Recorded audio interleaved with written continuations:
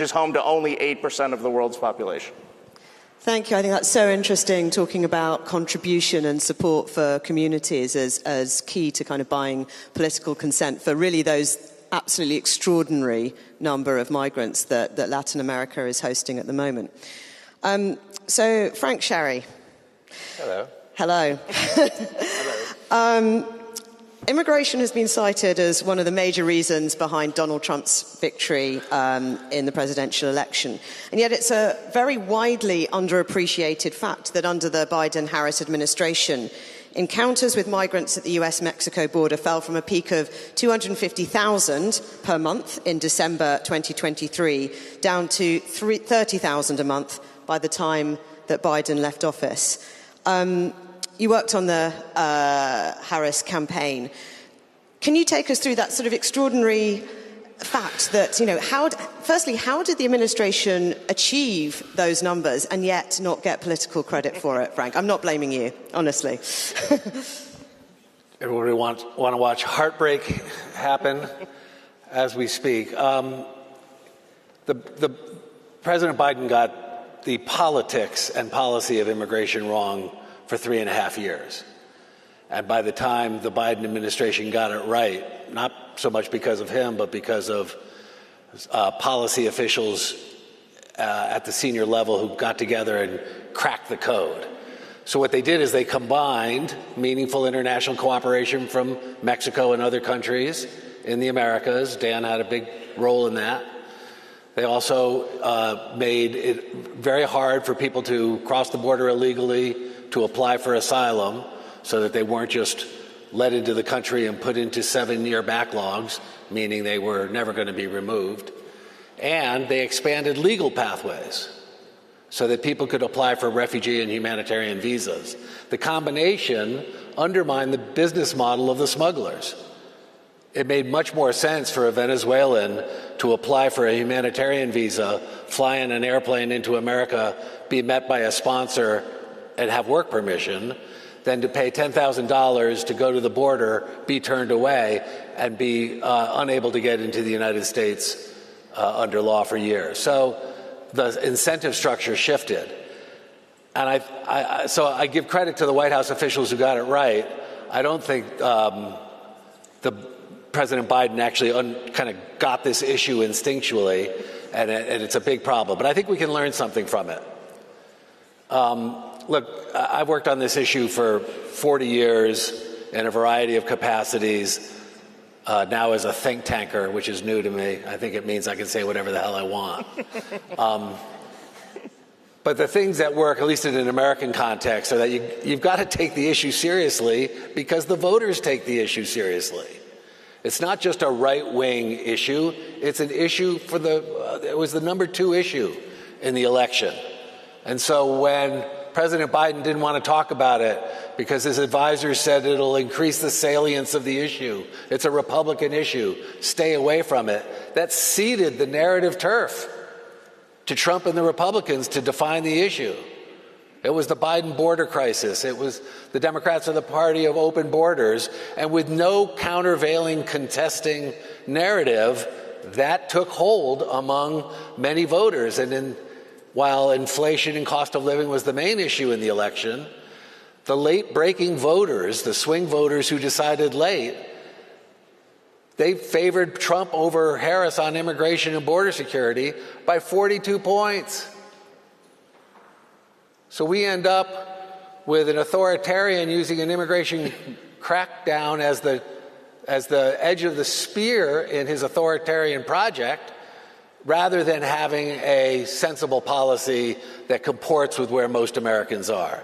So here are the 3 things that I think for America, the center left to get immigration right, you've got to take the issue seriously. That's not to say make it the only issue, but don't pretend it's not an issue. I think we'll see an example of the next speaker showing that in the UK they're taking it seriously. They're leaning in. Right? Number 2, you've got to solve the problem. All the messaging in the world doesn't work if you don't have a serious solution. And again, credit to the folks who made brought solutions to bear in year 4 of the Biden administration, but it was too late to make an electoral difference. The majority of Americans want a balanced policy. This is what the contours of the debate are often a mobilized right slinging simplistic slogans to mobilize fear and hate, and a, dare I say, a shouty left advocating for maximalist demands that make the debate seem in the public mind as it's all or nothing. If it's a debate between all or nothing, nothing is going to win. Every time. If it's a debate between nothing, fear and hate, simplistic solutions, scapegoating and xenophobia, and a balanced approach that says we're going to be a nation of immigrants and a nation of laws, we're going to make illegal immigration work and work to sharply reduce illegal immigration, that's where the majority of people are. Americans aren't anti-immigrant, they're anti-chaos. And the border chaos drove Trump's electoral advantage in a way that really hurt Kamala Harris's campaign. So, and I learned so much yesterday by talking with, in some of our small group work, with the Danes and the Spanish and the Swedes and the Australians. Every country has a different authentic story. But your authentic story has to be the basis for how you talk about this. In America, we're not an open borders country. We're a country that has long celebrated legal immigration and tried to deter illegal immigration. And when we tell that story of we're a nation of immigrants and a nation of laws, that's not some sort of tawdry trade-off. That is a statement of values. In fact, the best way to be either is to be both. They work together. Because when we have more control at our borders, we have more generosity for expanded legal pathways. So I think that the center-left has to find its voice on this in a way that is not intimidated by the left, not cowed by the right, and it's not aping either narrative. It's a center-left narrative that says we can solve this problem in a way, we can manage this problem in a way that reflects our values and serves our interests. Thank you, Frank.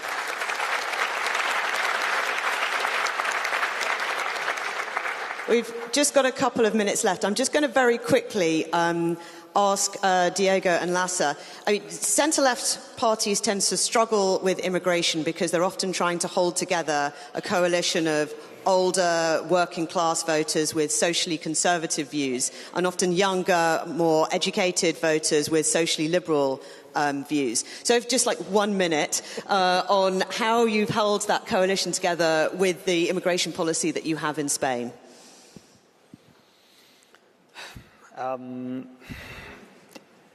You know, I totally get your points about this is an issue, so don't try to ignore it. But at the same time, I think one of the mistakes we are making in many places is that we are buying the idea that this is the only topic. So we are limiting the whole debate on this, and this one of the effects that it has is it makes you forget how aligned you are in other issues with your allies, right? So I guess one of the ideas is keeping a coalition together is not easy, but we've been the first coalition government in the history of Spain, actually. And I guess the golden rule is start making friends among the ranks of the other parties, and then never lose focus of the things that unite you, and don't focus only on the things that divide you. And then, you know, in our case, as we were talking before, we have the luck that the opposition makes things much easier many days. So. Thank you, Diego. And Lasse, very quickly. Very quickly. I don't know. We are not one of those parties or governments who feel that this is the only issue. We've tried to and been able to mostly to neutralize this subject.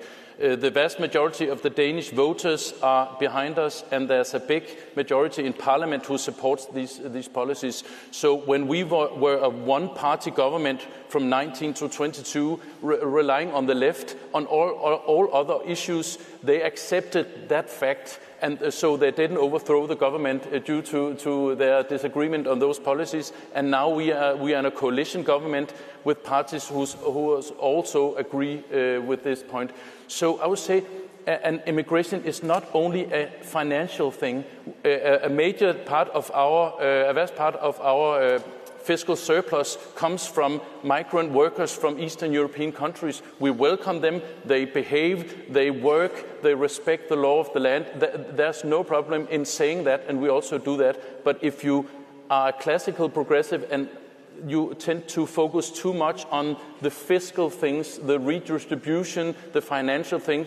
But what about minimum wage? What about social coherency? You need to attend to all those factors if you don't want to lose the majority of the voters. Thank you. So I think my conclusion is that centre-left parties do not have to be powerless in the face of this issue. We've got different political situations in different countries, and the answers will be different in all of those countries. But I think you made an excellent point right at the beginning that whatever the solution, the government needs to be authentic. They need to make clear choices that are in line with the values that they feel authentically comfortable with advocating. And I think, if they do that, they can both shape conditions on the ground and be able to influence the political narrative and be able to give an answer to Donald Trump's challenge. So I'd just like to thank our excellent panel, and can we have a round of applause, please?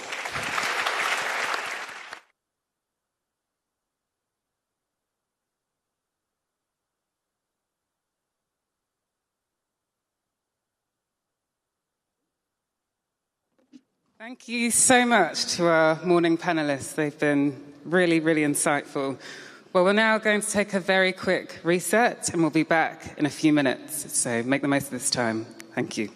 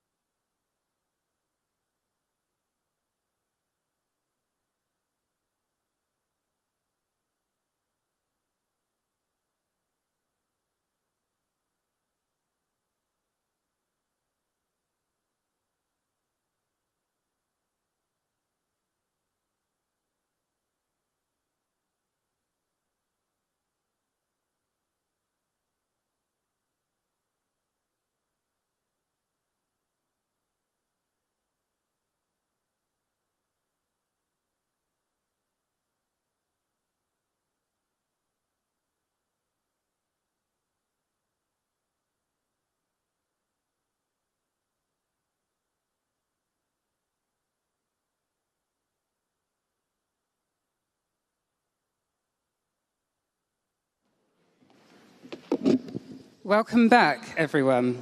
Well, our next speaker is Prime Minister of the United Kingdom, Sir Keir Starmer. He needs no introduction here, but he comes to this summit at a real test for his leadership. 1 year into office, under pressure from Reform UK, and on the leave of Labour conference. Just this week, he sets out plans for digital ID cards for every UK adult, which has already sparked debate about control and civil liberties. So the question is, in the next week and the months ahead, how will the Prime Minister prove that progress means delivery and not just office? Prime Minister Starmer, welcome to the stage.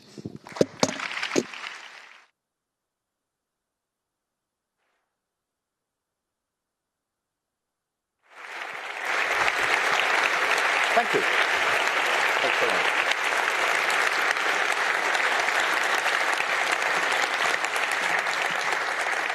Good morning, and really good to see you. And Alita, thank you very much for that introduction.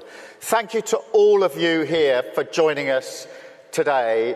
And can I take this early opportunity to thank all of those that work behind the scenes to bring this event together and allow us this opportunity to discuss. So thank you very much to them.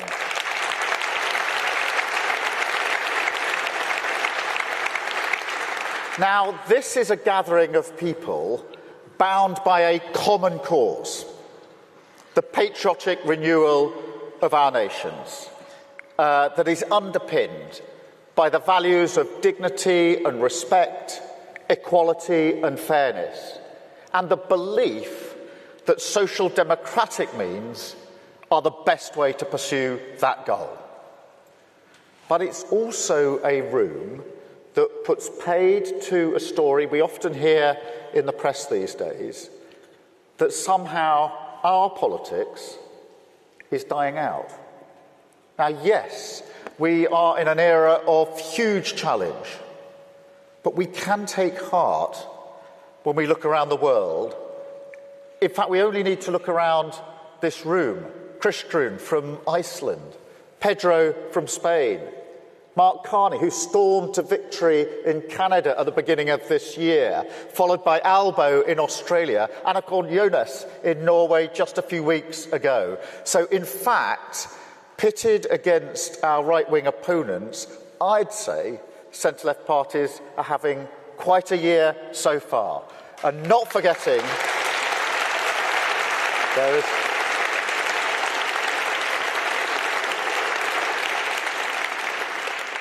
Good morning, Pedro. We're just hailing you being here. But not forgetting, of course, the Labour Party's victory in July of last year, getting a landslide victory here in the United Kingdom. So I'm sorry, I don't accept that argument that somehow our politics is dying out.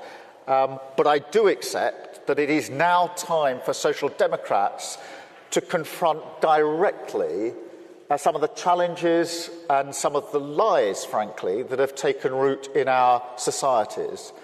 Because we don't just hear these stories about our politics, we also hear stories about our great countries, our communities, our cities, that simply do not match the reality that we see around us. And it's very good to have you here in London. I hope you've enjoyed yourself here in our capital city. Maybe gone out for breakfast this morning, popped into the pub for a pint last night, maybe enjoyed the last rays of sunshine in our beautiful parks. And if you have done any of those things or other brilliant things in London, you may have noticed that this city isn't the wasteland of anarchy that some would have you believe. But that, in a sense, captures what we're up against, doesn't it? And there are versions in all of your countries where places, institutions, communities are portrayed in a way that is a million miles from reality.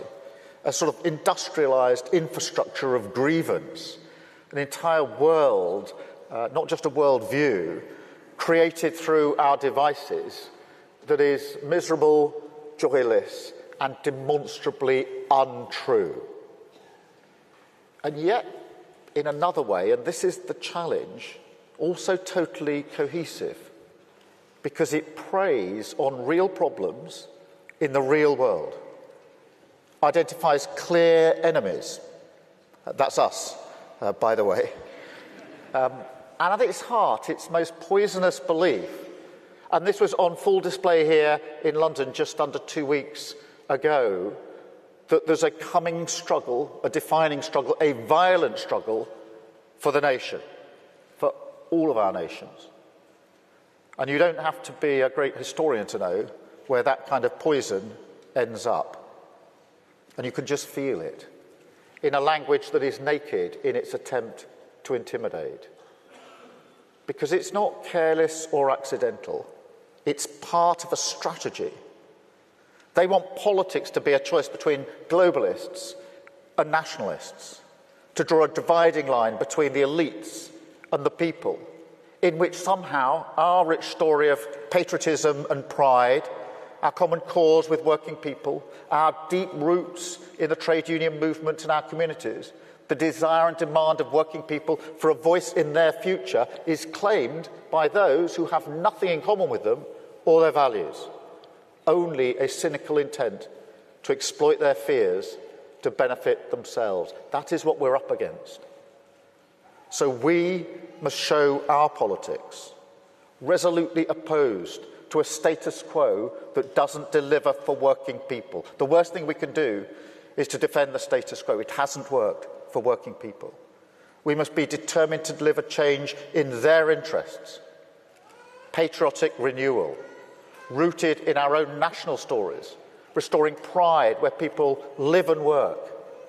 We fight for our values, decency, tolerance, respect, and most importantly, we focus on the countries we can become through renewal. National renewal. Now, that's not a new argument for social democrats, but it is the beating heart of our politics, the nation state, harnessing the potential of the whole country, providing security and opportunity for working people, together squaring up to the challenges of a world that is frankly more dangerous, less secure than many of us have known in our lifetimes. We have to respond to that, not by turning inward, but with even deeper solidarity, alliances and partnerships built upon common values, the rules-based order that has kept the peace in our world since the last century.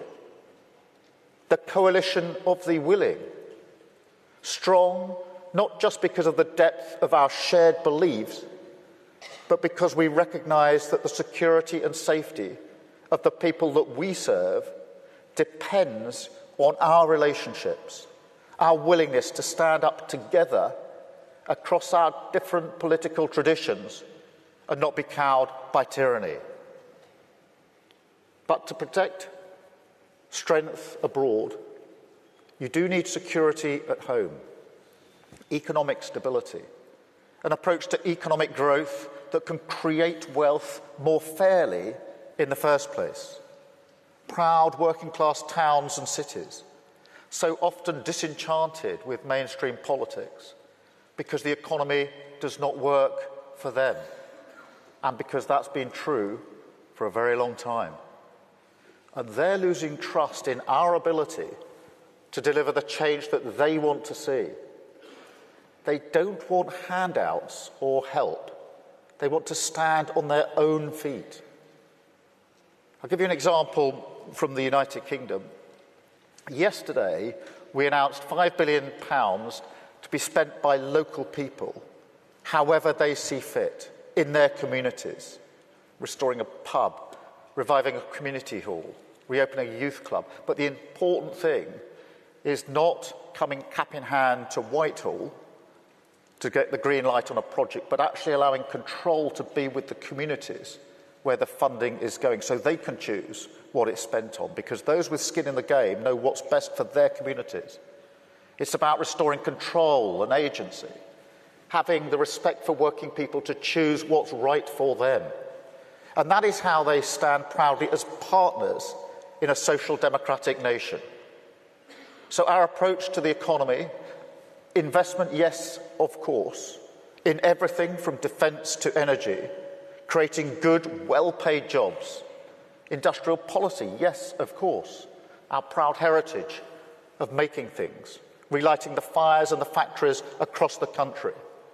In public services, absolutely, for all of us, from healthcare to transport, and financial prudence, which is non-negotiable. But it does also mean stripping out regulation so we can build more and build more quickly, and the private sector can create wealth in every community. Now, some people call this approach abundance. I have a different phrase for it: social democracy. But the way I see it, this is the defining political choice of our times. A politics of predatory grievance, preying on the problems of working people, and using that infrastructure of division against the politics of patriotic renewal, rooted in communities, building a better country, brick by brick from the bottom up, including everyone in the national story. Difference under the same flag. Because wherever you are in the world, we all have our different national symbols. And what I'll say is this: we must fight for them. Stand up to those who tell us that there's a tension between our symbols of pride and symbols of inclusion, our multi-ethnic modern nation and our history and heritage. There is not. They are one and the same thing. That's the social democratic argument. It is a powerful one, and we must never surrender it. But of course, you need more than symbols for nation building. You also need renewal. And it's important to be really clear on this. Renewal is not just fixing problems in some managerial sense. That is important, of course it is. People are very disappointed with the pace of change in government. It's so much slower than almost every other facet of their lives. So we do have to speed up. Poor delivery is a threat to mainstream politics. But renewal is a deeper argument. It means demonstrating to working people that, as well as the economy, the state is being run in their interests. And that does mean we've got to look ourselves in the mirror and recognise where we've allowed our parties to shy away from people's concerns and let the politics of purity patronise people. Now, you will all have issues in your own countries, but in Britain, it's illegal migration. And I suspect that may be the same in a number of other countries. For too many years, it's been too easy for people to come here, slip into the shadow economy, and remain here illegally. Because, frankly, we've been squeamish about saying things that are clearly true. It's not just that it's not compassionate left-wing politics to rely on labour that exploits foreign workers and undercuts fair wages, but the simple fact that every nation needs to have control over its borders. We do need to know who is in our country. Our immigration system does need to be fair if we want to maintain that binding contract that our politics is built on. Otherwise, it undermines trust, undermines people's faith that we're on their side, and their belief that the state can and will work for them. And that is why today I am announcing this government will make a new free-of-charge digital ID mandatory for the right to work by the end of this Parliament. Let me spell that out. You will not be able to work in the United Kingdom if you do not have digital ID. It's as simple as that. Because decent, pragmatic, fair-minded people, they want us to tackle the issues that they see around them. And of course, the truth is, we won't solve our problems if we don't also take on the root causes, looking upstream to tackle poverty, conflict, climate change, issues that aren't just intolerable for those of us who care about inequality and injustice wherever it's found in the world, but which have clear consequences for our own citizens. Take Russia's aggression in Ukraine. We all have a responsibility for the future of our continent, to stand tall where oppression and violence rears its head. But it is also about energy security, because Putin and other tyrants have used their control over energy supplies as a threat. They've pushed up energy bills, threatened to keep doing so unless they get their way. And that's why we're investing in our own energy, sovereign control over our own future, whether that's nuclear, wind, solar power. Now, this will create good jobs, but it will also take the boot of tyrants like Putin off our throat.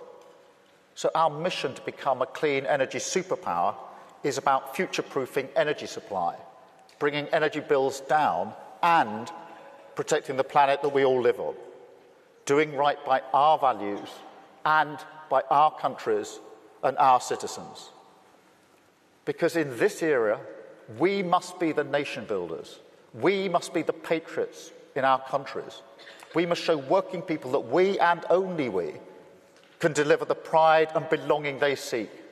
Their communities strong, cohesive, changed for the better, taking control of our future, tackling the big challenges, whether that's climate change or illegal migration, not shying away from them. That is how we win. That is how we rebuild. That's how renewal defeats grievance. Thank you very much for listening. Thank you very much for being here. I really appreciate it. Thank you very much.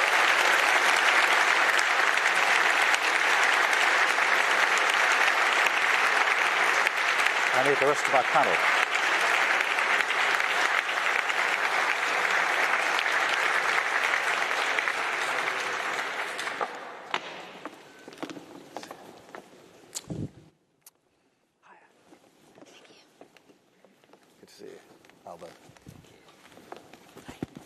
Right. Thank you so much. My name is Neera Tandon, and I'm the president of the Center for American Progress Action Fund, and we are so excited to co-host this day and really thrilled to be here with such incredible leaders from around the world. I want to thank Prime Minister Starmer for his words of inspiration and strength of resolve, and for being with us at the Global Progress Action Conference. And of course, it's my great honor to welcome Prime Ministers Mark Carney of Canada, Anthony Albanese of Australia, and Kristian Frostadottir of Finland.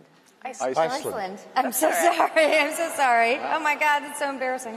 I'm thrilled to join you all for this conversation. We're living, and this is a really crucial moment because we are living in a new political moment. And as we all face rising authoritarianism and essentially significant disruption under the guise of change, we have leaders here who are addressing the challenges of their countries, people who are addressing the economic insecurities, addressing basic needs, meeting the moment without inducing fear, but inducing hope.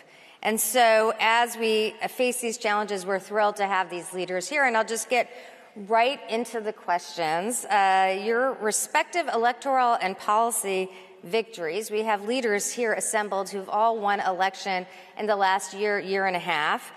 These have been points of inspiration for the progressive movement, for center-left parties, and for really democracy defenders around the world. And I'd love for you to share with us how your messages, how that resonated, and how you are meeting the needs of your constituencies, people who are deeply concerned with cost of living and other issues.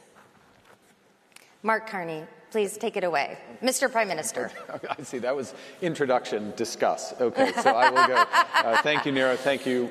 This is fantastic to be at this gathering. So maybe I'll frame it a bit this way, which is, our election and what Canadians were feeling, like in many electorates, but in a slightly different way, is a sense of loss of control.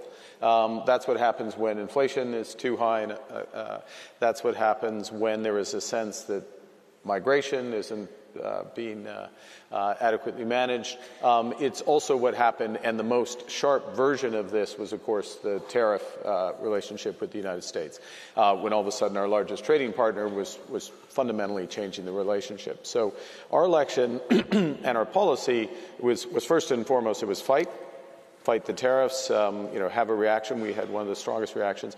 Protect our workers. So there were many ways we were doing that, but one of the things is we were taking all of the tariff revenue, putting it back into workers, helping workers retain their jobs, but also retrain, protect our communities against crime. But the core, the core message was build.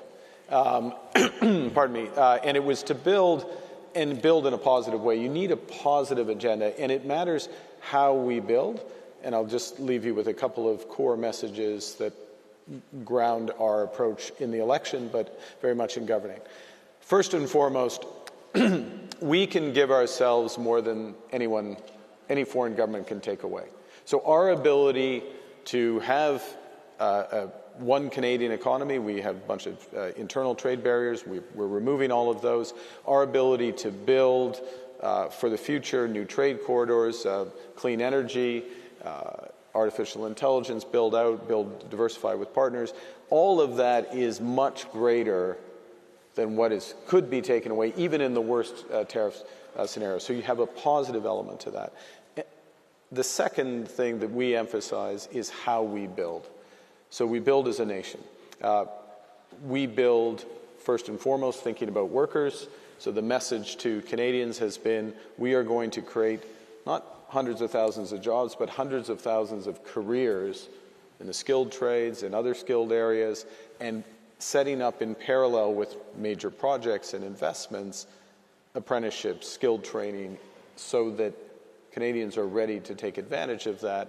Last point, we have historic issues that are current issues in terms of reconciliation with Indigenous Canadians, Indigenous peoples, and the nature of the major investments we're doing is that there will always be Indigenous participation in the equity, in the ownership, in the building. So it's a progressive element, thinking back into workers and being inclusive with all groups and societies, with a core positive message on build. People want and deserve that positive agenda, so it's not engaging on the turf of the more negative agenda, but focusing on the positive.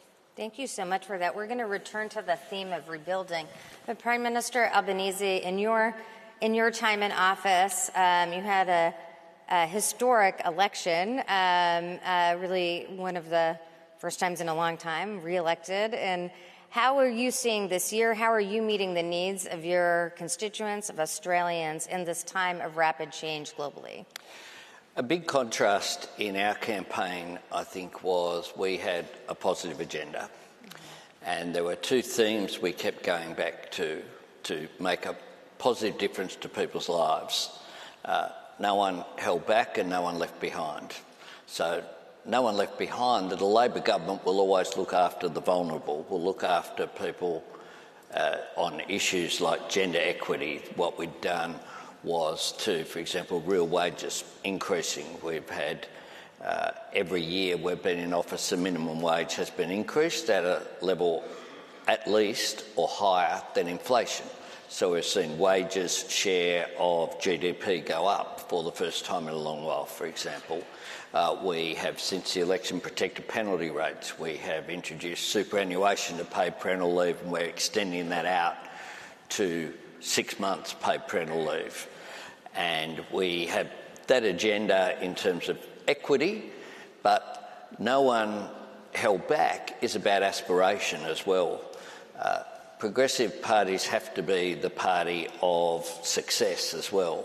So engagement with business, engagement with job creation, new industries. How do we seize the opportunities from the clean energy transformation to create new industries, new jobs, as well as enhance blue-collar jobs which are there as well. So we have an agenda, a Future Made in Australia agenda, which is about value-adding, not just digging things up, resources, which has been a traditional strength, and exporting them, but how do we value-add in Australia, create those blue-collar jobs, so it's connected up as well with skills and training and high-value jobs to give people that opportunity.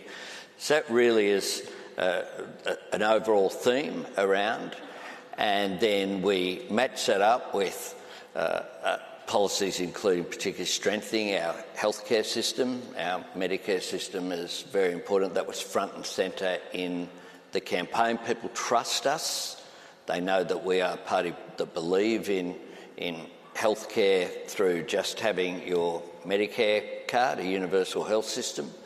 And our opponents really went back into grievance and we were able to point towards as well economic management. We produced 2 budget surpluses in our first term, the first time that had happened for a couple of decades. So we also emphasised the progressive patriotism idea as well, that we could go the Australian way. We didn't need to look to others for a pattern. We wanted to stand up for our own national interest, and that meant engagement in our region as well. Thank you so much. We will also return to the discussion of progressive patriotism, but I wanted to ask you, Madam Prime Minister, in your time in office, how are you seeing meeting this moment for the people of Iceland? So I guess it's different when you come into government having been in opposition before, because a big part of what you're doing, especially because since I took over the party, there was a big shift in sort of focus. We went back to core social democracy, focus on housing, economy, not trying to run after identity politics. But I mean, a core in our messaging coming into government is delivery relatively quickly. I mean, to be honest, I mean, the voter out there knows, they're smart, they understand that hard, structural changes, they take time. But there are moments, I think, where you can prove that you're there for the right reasons. I mean, we already put together a ministerial committee, for example, to revamp the building of nursing homes, and we just put people in a room and we didn't let them leave until they figured it out. And there were all these issues between the municipalities, between the government, between private companies, where somebody had got pissed off or something had got stuck in the system and they just allowed it to get that way. And so we managed to push that off and get that going pretty quickly. I will say we did also have a good moment, which I think really strengthened the government, which is that even though we campaigned on these bread and butter economic policy welfare issues, there has been a historical struggle in Iceland when it comes to our resources, especially our fisheries. We have a very profitable fisheries system, but the quota holders, they've retained much of the resource rents, and a large proportion of our citizens find this an unfair situation to be in. And so one of the first things we did was raise the resource rents, and we pushed for a new bill in Parliament, and we ended up getting filibustered by the opposition, not for days, but for weeks. And we stuck with it. And it led us to leave behind certain other things that we couldn't follow through on, but we stuck with it, and we ended up actually breaking up the filibuster with what some have called a nuclear button that we have in Parliament, but I would say is a democracy button, because the opposition is supposed to have an opinion, not to govern the country. And I think people thought we wouldn't do it.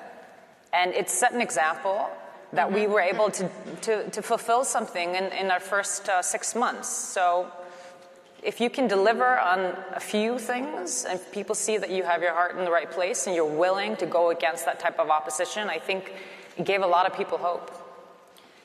Prime Minister Starmer, thank you again for your remarks. And really many countries around the world are facing a situation where there's a real rise of right-wing populism, and in some of the centrist parties, even centrist-right parties, are kind of falling away. In this context, how does the center-left, how do progressives meet the moment and actually capture a strong majority?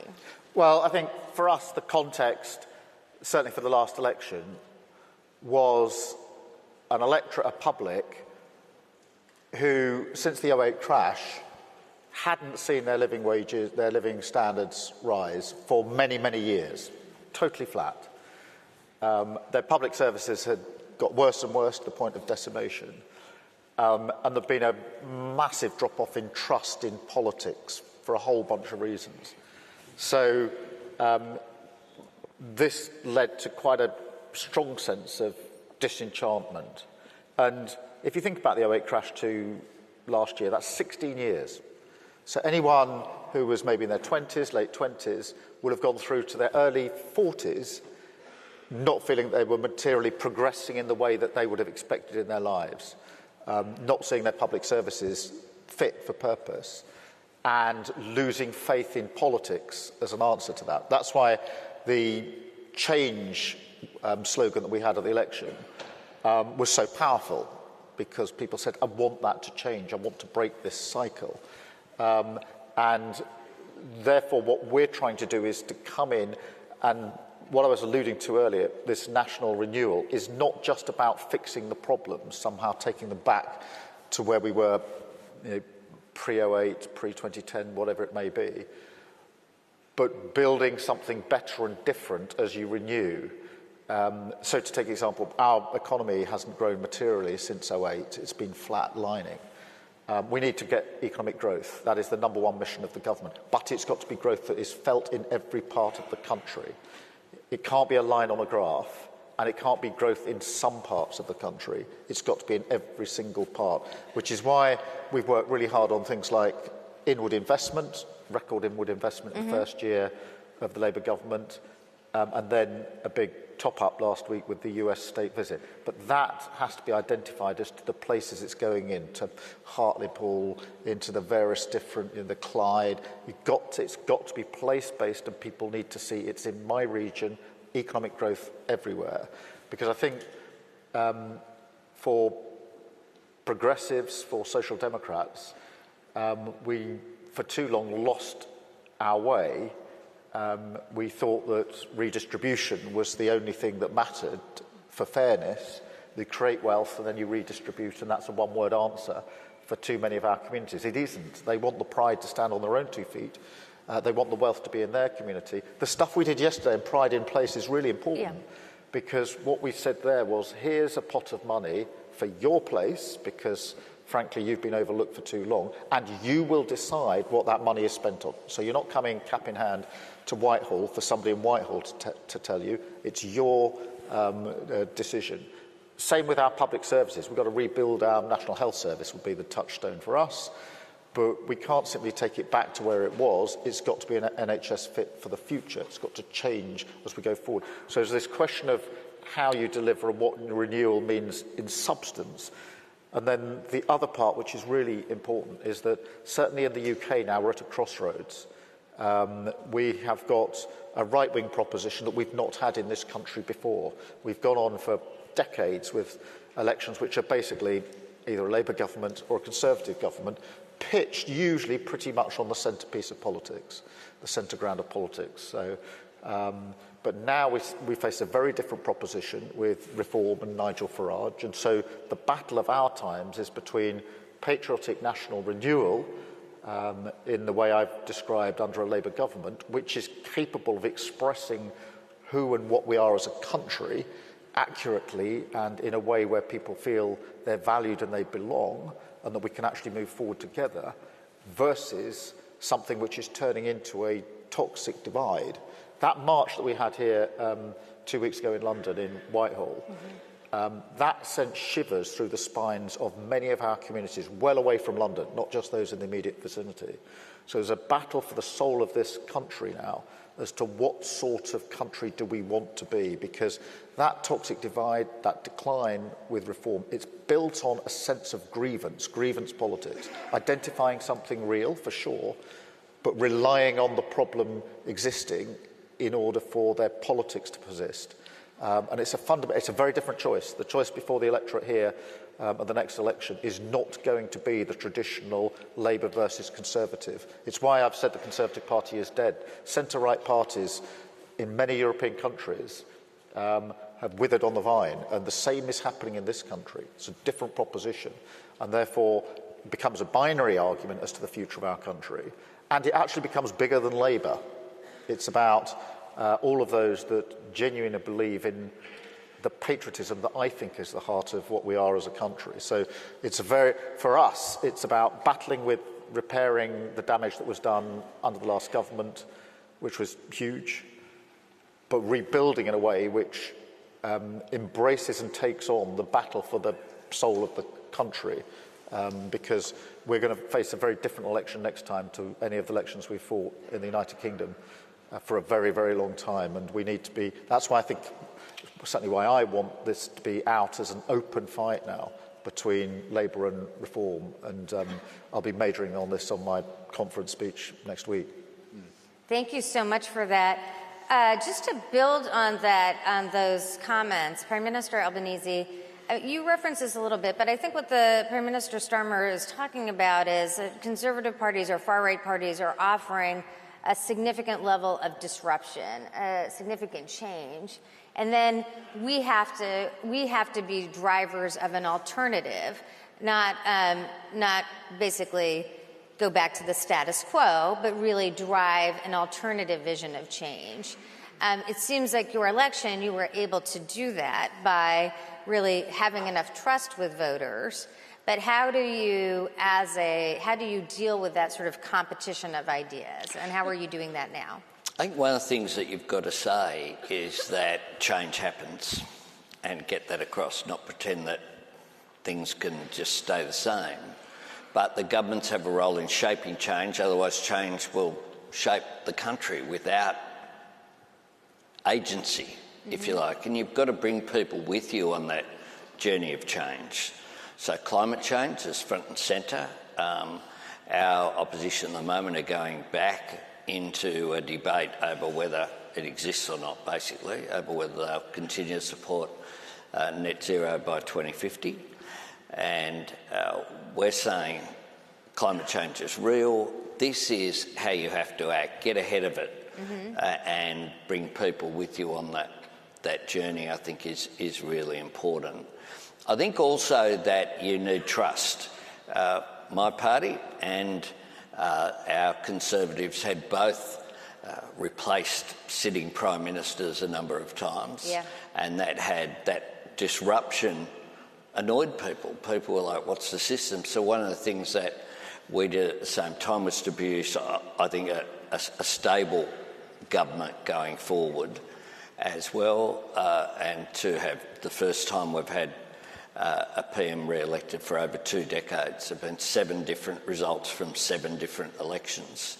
And so able to say that trust and to fulfil the commitments. So we were very disciplined about doing what we said we would do. There was one exception, which was we changed tax cuts that were built in to deliver for lower middle income earners, and we said we needed to do that. We owned it. I went to our National Press Club and said, this is what we're doing, this is why we're doing it, because of the pressures that were on cost of living. So we were relentless about bringing things back to cost of living pressures, which was a global phenomenon. Global inflation was there as well. So, we had a 6 in front when we were elected and rose to 7, and we have now got it down within the band of with a 2 in front. And we did that without sacrificing people, and we did that as a distinction. So employment's strong, over 1 million jobs created in our system, unemployment's 4.2, and real wages increasing. So we said, we'll get inflation down, but in a way that doesn't leave people behind.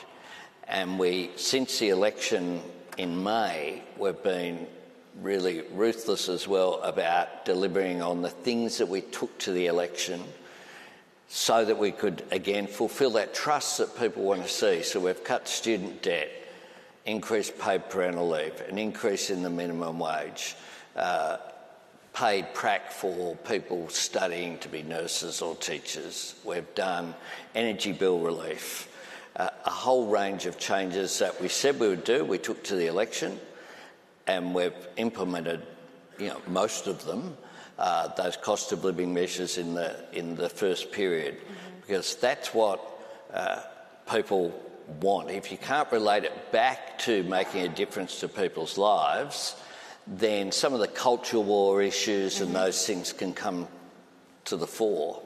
Our opponents are going down those rabbit holes, and I think they're a cul-de-sac. They don't actually lead anywhere. Whereas if you are ruthlessly concentrating on making a difference to people's lives that they can see, then you can talk about the broader issues as well, that you might want to talk about those longer term changes of equity and broader issues about Australia's place in the world and those issues. Prime Minister Carney, you face special circumstances in Canada, given your neighbour to the south, and let me just apologize. And so how are you, just building on the Prime Minister's remarks about delivering and how delivery creates trust, how do you see that in the context of Canada? Yeah, we all have special circumstances in our own way, I suppose. So, and I'm going to pick up what Prime Minister Albanese just said. It starts with delivering directly for the situation people are in, and and also draw a bit on what Keir was saying, which is, the reality of what you inherited, going 15 years without real wages, without people getting ahead. Like, the last time that happened was the middle of the 19th century. Karl Marx was writing the Communist Manifesto in the British Library. I mean, there's a connection here. So you've got to deliver real wage growth first and foremost. And so, similar to in Australia, slightly different measures. First thing we did is we cut taxes for the middle class. We cut taxes for 22 million Canadians. Boom, right away. First thing we did, we cut a tax effectively for young Canadians when they're buying their first time home, cut taxes on carbon, which was also the direct carbon tax, which had become a divisive issue.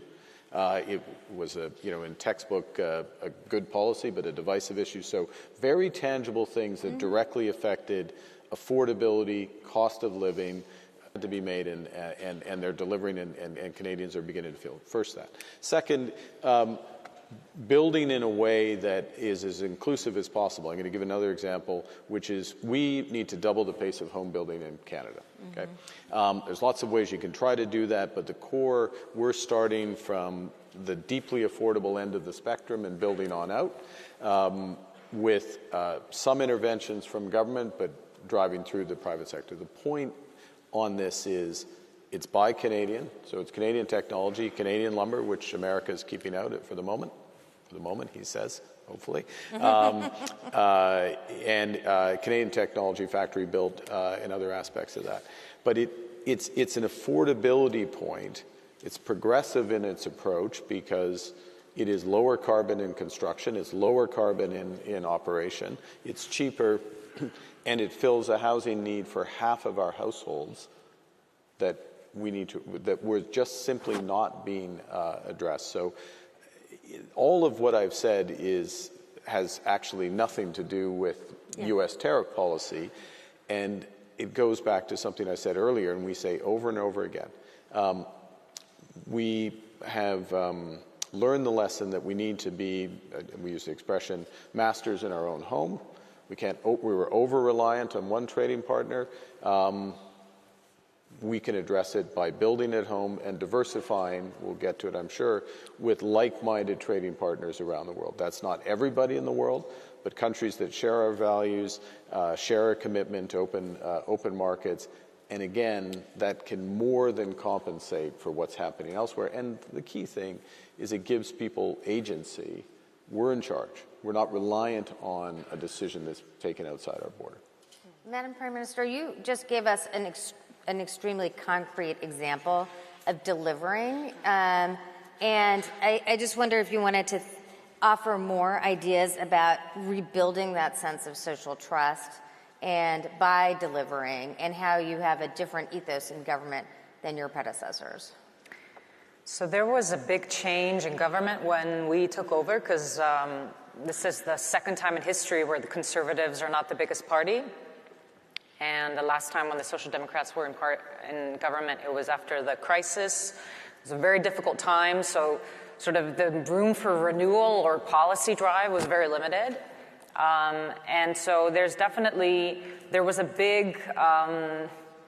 big mandate for change, but at the same time, I think there was still this sense of disbelief that a social democratic party could sort of have control of the economy, do things properly. So one of the first things that we did was to make sure that people knew that we were taking the economy very seriously. We put on a new fiscal rule, which excluded investment, and said, okay, there are limits to how much, fiscal can grow. Mark likes this. We've discussed this. We discussed this. Yeah. We're gonna be balancing the budget. We're gonna be balancing the budget by 2027. And we started out by asking for ideas from the public on tidying up ideas. How do you tidy up with the government? And a big part of that is, it might sound like it's for show, but at the end of the day, a big driver of distrust, I think, in politics today, and I feel this especially because I didn't grow up in politics, I'm relatively new in all of this, is that people just feel like they're not listened to, like their ideas aren't good. And most of the times, they have pretty good ideas. And so we collected all these ideas, and it was also a signal to the public that we, despite being a center-left-led government, we like the government, we like systems, we support welfare. We're not watchdogs of the system. It's not, the right tends to say the government is in our way, it needs to be broken down. We would say, okay, there are parts of it that need to be disrupted. And so we're okay by going into systems change, by talking about tidying up, doing things better, even though we might be wanting to spend more on welfare. And I think that gave us an aura of sort of cleaning up in a way. There's 3 women who are in this coalition. So the leaders of all the parties are women. And we just have this aura of taking care of business. And I think it's really given us a good platform of then doing all sort of the progressive ideas that we need to do in housing and welfare, because we have ownership of what we're doing. So this has been a big focus of us. I also want to say, for example, when it comes to building, Iceland is an energy-rich country, but one thing you might not know is that over the past couple of years or even a decade, there's been this backlash against power, against harnessing nature. And, even in my party, we have people who want to conserve nature. I want to conserve nature. It's very important. But there needs to be a balance between ramping up, building up, getting growth. And we've been very critical of the regulations that have been set that we feel like is not promotive to growth. So we're doing these little small things that show that we're not just there to spend everybody's money. But at the same time, we have a righteousness check like we did with the fisheries. We're hitting back on the fisheries fees. We're getting income in, we're getting taxes in, and we're not just focusing on cutting. So I think that's definitely given us a lot of trust. And then I will just say at the end of the day, people vote for you to govern, to make difficult decisions. They don't want to always hear that everything you're doing is easy, that they appreciate it. If you say no to some things, and then you say, this is going to be difficult for a year or 2, but I'm sure it's going to be better, because it gives you trust. So we've been pretty clear on that this is a longer-term project, and I think it's given us credibility. at least for now. Let's see what happens in a year or so. I just want to pick up on some of what Mark was saying, because on the one hand, we've got the domestic situation here in the UK, as I described, a different political divide that's opened up. But that's happening at the same time as much more instability and conflict around the world. The global situation is as fragile as I think many of us have known it. I have to say, when the Berlin Wall came down, I didn't think that I'd see Russian tanks going across European borders in my lifetime. I really didn't. I mean, yet we've seen it. That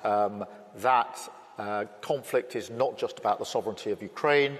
It is about the ambition of Putin and our values, our freedoms. It's already impacted hugely on energy prices, etc., here in the United Kingdom. And it has shattered the idea that the comfortable peace dividend that we have enjoyed for years is here necessarily to stay, and therefore we have to rise to this moment. And on security and defence, we're in a different era. There is no doubt about that. You can feel that all across Europe and beyond. Countries are spending more on defence. And we have set up the Coalition of the Willing.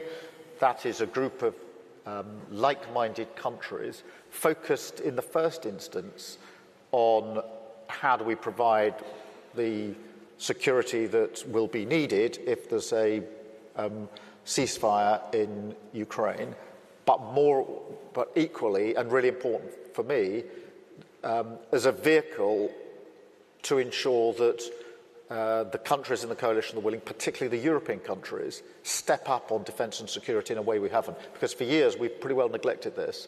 We haven't been in the right place. We've assumed that the peace dividend would last for much longer. And now we've got to step up into that space. And so Coalition of the Willing, for me, is about, yes, Ukraine, but it's about a bigger argument about how we step up on defence and security in this new era. And we have to combine this with what's going on at home. So at home, you've got how do you deliver on the real things that matter to people day in, day out, whilst at the same time attending to the international issues, which are huge. And going back to Mark's point, it's not just defence and security. Trade and the economy in our world is changing. It's moving to a different place. You can have your own view on tariffs. You may think they're good, bad, or indifferent, but the fact is they're here. President Trump believes in them, uses them, and we have to understand that. It's a profound belief that he has about the way he wants his economy to be reshaped.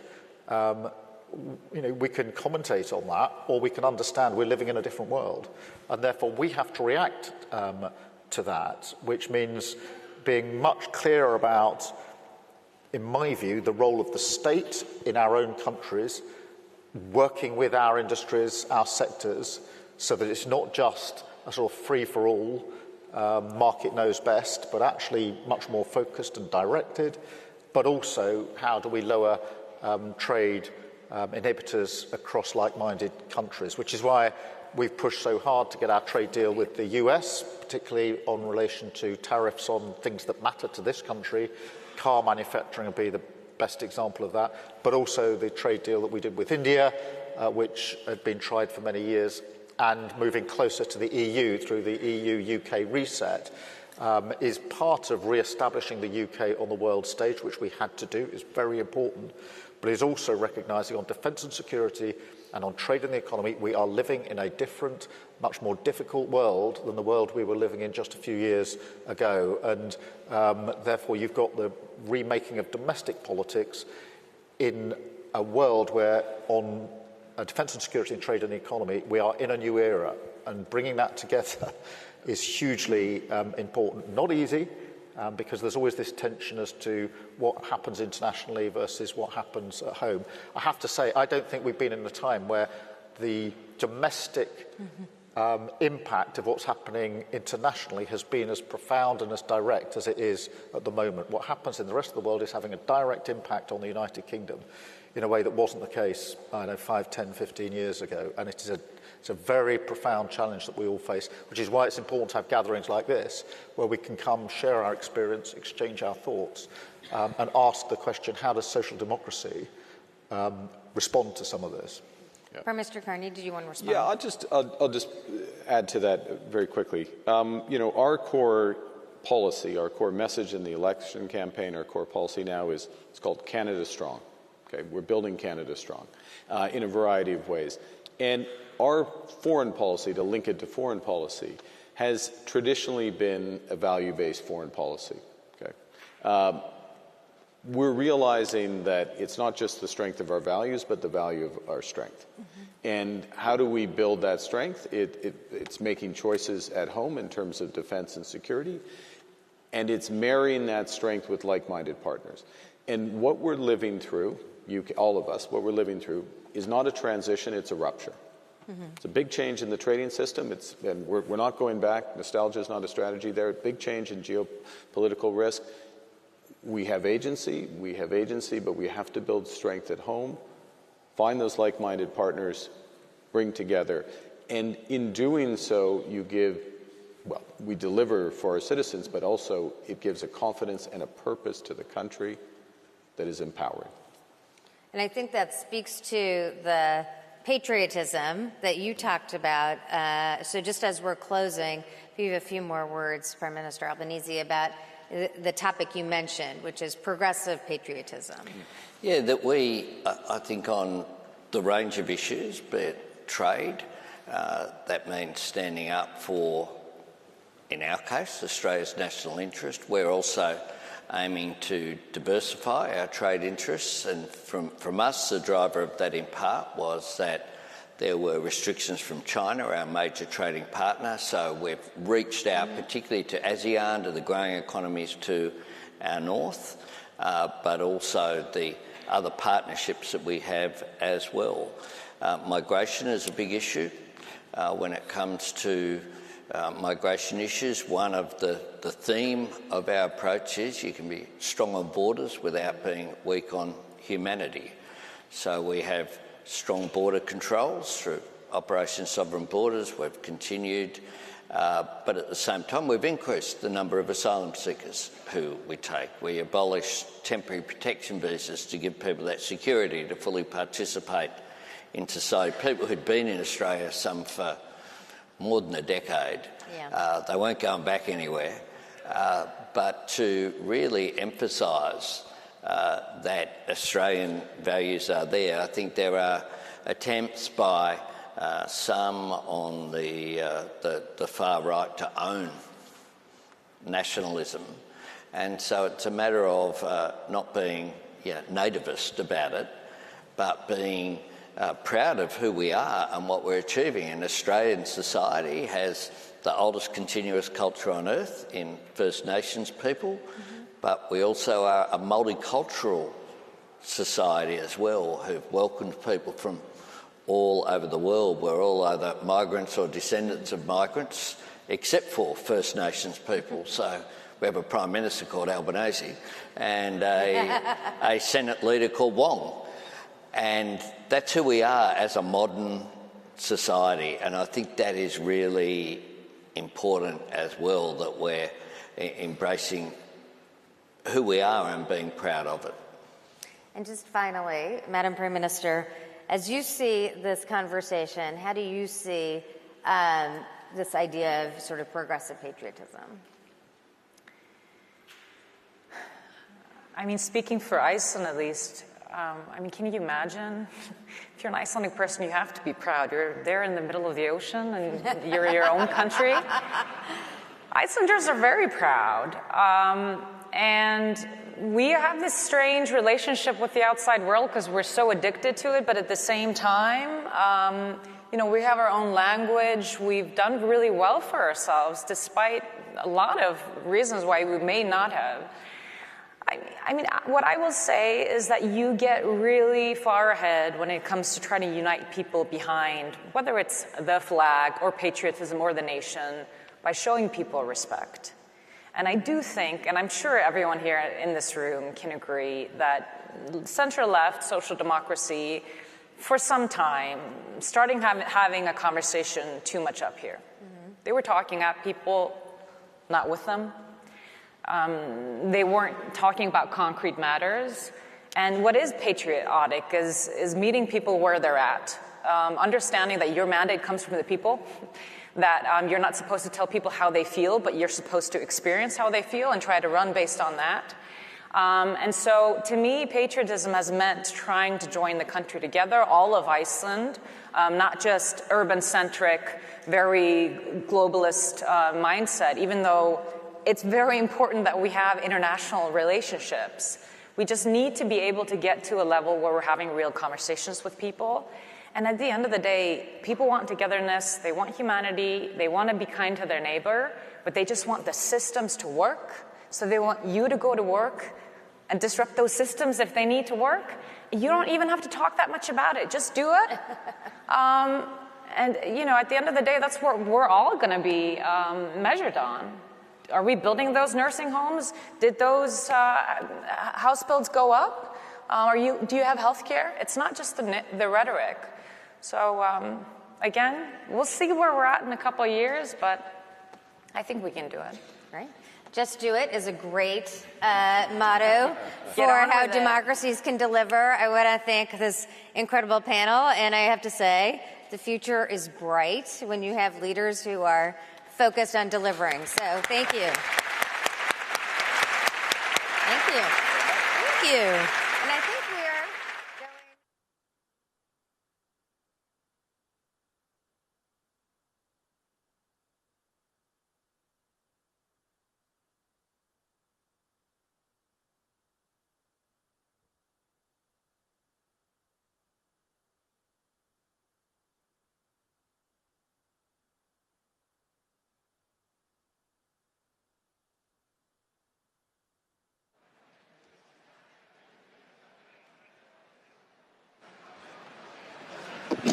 Well, don't run away just yet. We're on to our next panel, which is about meeting the moment.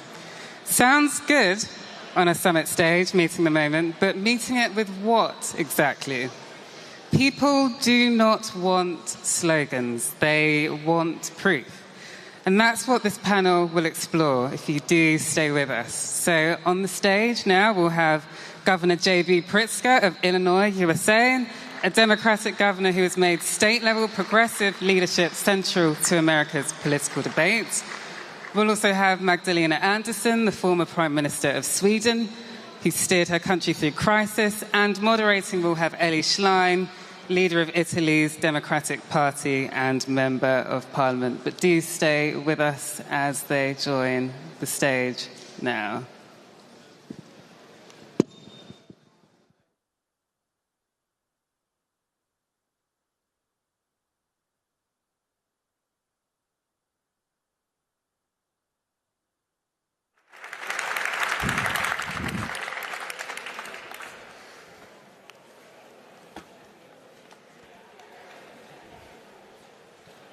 So we should have... Okay, we can start. Thanks a lot for the invitation. It's an honor and a pleasure to be here and to be with GB. I'm Elly Schlein, the leader of the Partito Democratico in Italy, opposition party right now, with an extreme right government of Giorgia Meloni.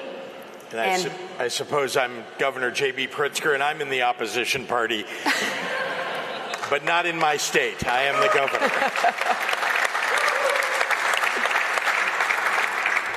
So it's particularly important to be here on stage after three prime ministers that I must thank for their leadership in these days, also in New York, on Palestine, and I thank them for the strength that they have shown in that discussion. In Italy, we are worried about the international situation, GB, and I wanted to ask you to start off, what is your position on how Trump is dealing with the historical friendship between the European Union and the US? I mean, we must not give up our transatlantic alliance and friendship, even now, when Trump started a commercial war towards our countries and towards the European Union that is damaging strongly our economies. So what is your position on this, on what Trump is doing with the historical partners and allies? Well, my observation is that the challenges that the Trump administration has brought to the transatlantic alliance are multifaceted. Let's start with the economic relationships and then move to the defense relationships. And we cannot afford to lose either one. Our relationship from a defense perspective has been, I think, severely impacted by the shifting sands of the United States engagement in the Ukraine-Russia war. It was my understanding and my belief that the United States should stand in solidarity with a country whose borders have been invaded, and that our advocacy should be for a democracy that is being put to the test by a rival, indeed an enemy of the United States. And it is